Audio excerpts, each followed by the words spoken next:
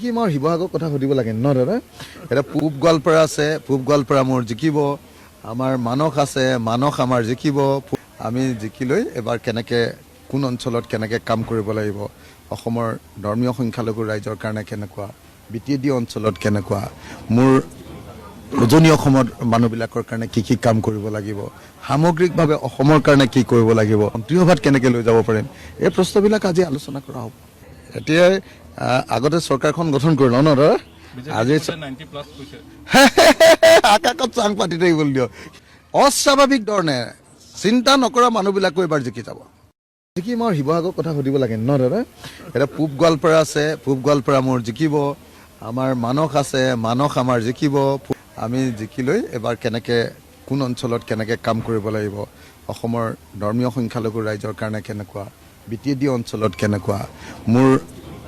উজনি অসমৰ মানুহবিলাকৰ কাৰণে কি কি কাম কৰিব লাগিব সামগ্ৰিকভাৱে অসমৰ কাৰণে কি কৰিব লাগিব অন্তৰীয়ভাৱে কেনেকৈ লৈ যাব পাৰিম এই প্ৰশ্নবিলাক আজি আলোচনা কৰা হ'ব এতিয়া আগতে চৰকাৰখন গঠন কৰিল ন দাদা আজি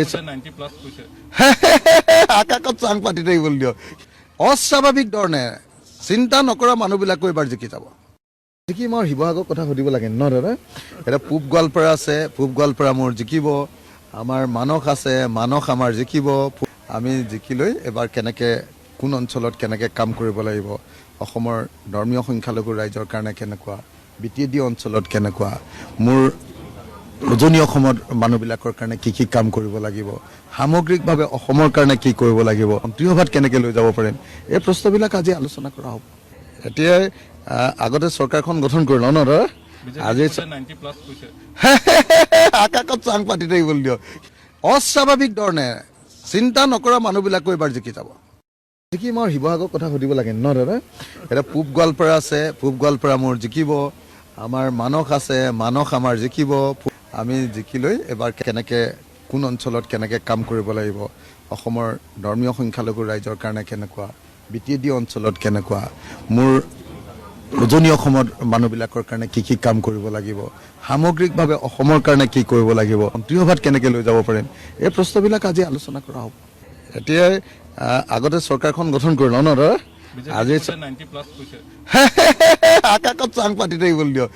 অস্বাভাৱিক ধৰণে চিন্তা নকৰা মানুহবিলাকো এবাৰ জিকি যাব কি মোৰ শিৱসাগৰৰ কথা সুধিব লাগে ন দাদা এটা পূব গোৱালপাৰা আছে পূব গোৱালপাৰা মোৰ জিকিব আমাৰ মানস আছে মানস আমাৰ জিকিব